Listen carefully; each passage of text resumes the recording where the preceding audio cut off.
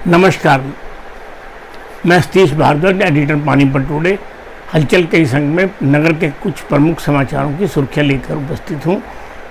भाजपा प्रदेश में बेरोजगारी और महंगाई जैसे मुद्दों पर पूरी तरह फलाप रही। विवेक बंसल, इस हफ्ते एक दो बरसात और होने की संभावना से इनकार नहीं किया जा सकता। कोरोना से घबराई नहीं, यह भी फ्लू की तरह हो जाएगा। सूरत में कफन लेने के लिए लाइन में लगे लोग। मेयर अवनीत कौर ने हाउस की बैठक से 7 दिन पहले पार्षदों के सुझाव लेकर एजेंडे में शामिल करने के अफसरों को दिए निर्देश। चंद्रनगर के हत्या आरोपियों को पकड़ने की मांग। योग से भगाएं तनाव। कृष्णा जेलर के मालिक पति तरुण जेठी और उनके भाई रमन जेठी के खिलाफ उन्हीं की पत्नी ने पुलिस में गोदाम में घुसकर चोरी के इल्जाम में केस दर्ज कराया। 80 करोड़ के जीएसटी घोटाले का सरगना पुलिस के शिकंजे में। विपुल मित्तल की पुलिस को 15 महीने से तलाश थी। 6 आरोपी पहले ही पुलिस के शिकंजे में हैं। अब समाचार विस्तार से।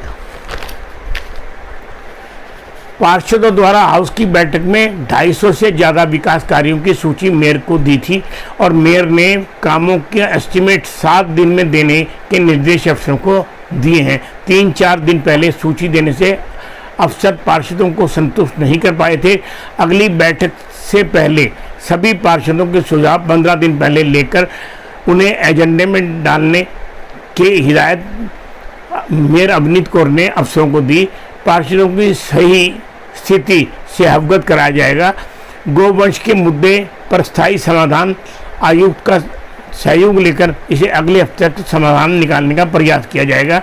मेयर ने निगम आयुक्त को कहा, बैठक के लिए दूसरे विभाग के अफसरों को 1 सप्ताह पहले सूचित किया जाए ताकि वह भी बैठक में उपस्थित रहें और 7 सितंबर की बैठक में जो अफसर हाउस की बैठक में नहीं पहुंचे उन्हें कारण बताओ नोटिस देकर जवाब मांगा जाए। अगला समाचार। भाजपा ने पूरे देश में छल करके सरकार बनाई है। कांग्रेस प्रभारी विवेक बंसल हरियाणा कांग्रेस के प्रभारी बनने के बाद पहली बार अखिल भारतीय कांग्रेस कार्यालय में पहुंचे विवेक बंसल। पानीपत, गुरुग्राम, सोनीपत में फरीदाबाद के कार्यकर्ताओं ने उनका उत्साह के साथ स्वागत किया। पत्रकारों से बातचीत में उन्होंने कहा, प्रदेश में जनता के प्रत्येक मुद्दे को कांग्रेस सरकार के समक्ष प्रभावी ढंग से उठा रही है।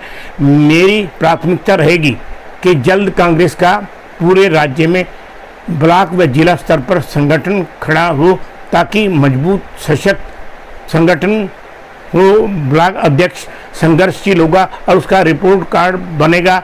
कामकाज की नियमित समीक्षा से संगठन में सक्रियता बनी रहेगी। जमीनी स्तर के कार्यकर्ताओं को दायित्व देकर पार्टी को मजबूत बनाने में मेरा पूरा सहयोग रहेगा। संगठन का हर काम को मैं एक चुनौती नहीं अवसर के रूप में देखता हूं। मैंने पहले भी हरियाणा के नेताओं के साथ काम किया है। सभी जनाधार वाले नेता हैं। विपरीत परिस्थितियों में भी यहाँ के सभी नेता चुनौती से जूझने में सक्षम हैं। जनहित के सभी मुद्दों पर ये कांग्रेसी नेता एक मंच पर सामूहिक रूप से नजर आएंगे। प्रदेश में भाजपा बेरोजगारी, महंगाई जैसे मुद्दों पर भाजपा फलाप रही है। हम जनता के सामने सरकार के कामकाज का चिट्ठा प्रमुखता से रखेंगे। अगला समाचार। 13 के बाद मानसून के 1-2 स्पेल की बरसात और हो सकती है। हरियाणा मानसून सीजन में 368.7 मिलीमीटर बरसात, जो सामान्य से महज 4% कम है, हो चुकी है। फिर भी चारों तरफ हरियाली मन मोह लेने वाली है।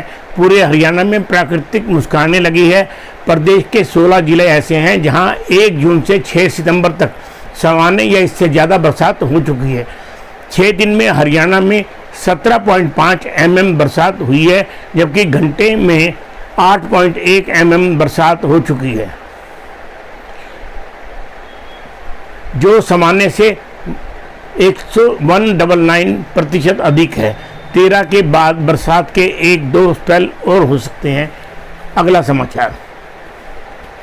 घबराएं नहीं, कोरोना भी एक सामान्य फ्लू की तरह हो जाएगा। कोरोना के मरीजों की बढ़ती संख्या में वृद्धि के आंकड़ों को देखकर चिंतित ना हों। शासन तंत्र के ऊपरी हिस्सों में ये ही रह जाएगा। यह कोरोना वायरस मल्टीप्लाई नहीं कर पा रहा है, इसी कारण ज़्यादातर लोगों में इसके गंभीर लक्षण नहीं मिल रहे हैं। हम रोगाणुओं के से बीच रहते हैं जो ज़िंदगी में हमें रोगों से लड़ने की क्षमता देते हैं।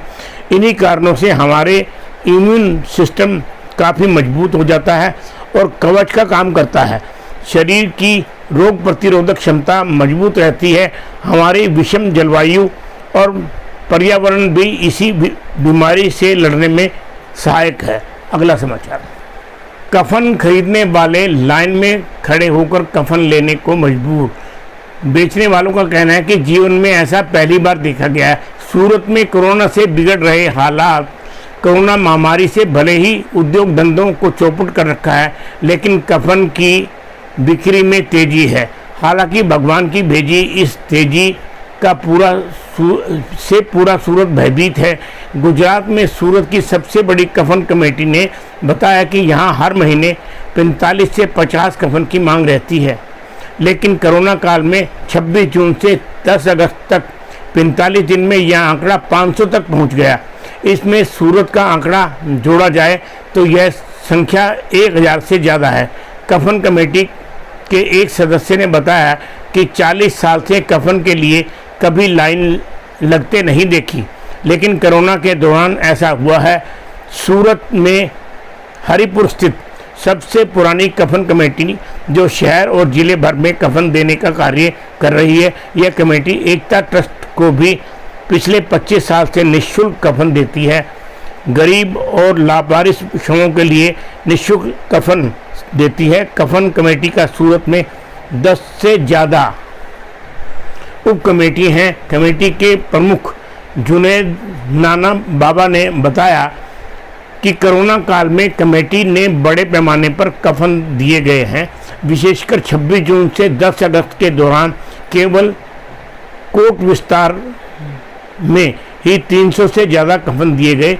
पूरे शहर का यह आंकड़ा 500 से भी ज़्यादा कफन का हो गया था। आज के अंक में इतना ही। नमस्कार।